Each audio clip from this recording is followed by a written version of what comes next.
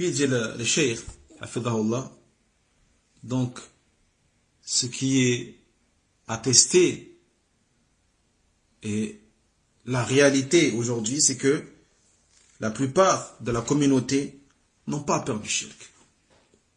La plupart des musulmans,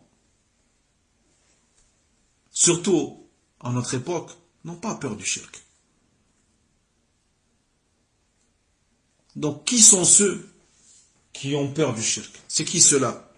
Eh bien, c'est ceux qui font des efforts et qui mettent tout en œuvre pour concrétiser et réaliser et compléter leur tawhid.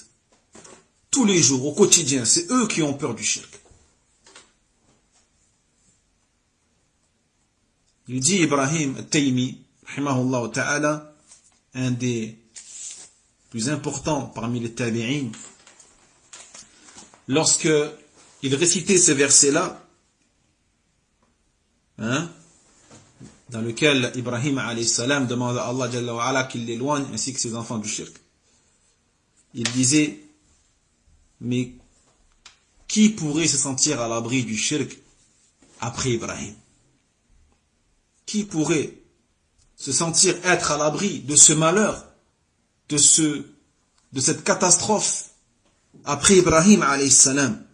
Si Ibrahim alayhi salam, celui qui a parfait au plus haut point le tawhid, celui qu'Allah Jalla wa Ala a décrit par les choses dont il a été décrite, celui qui a cassé les idoles de sa propre main, il les a cassés, il les a brisés de sa propre main, lui il a peur de cette tentation, il a peur du fait de tomber dans le shirk.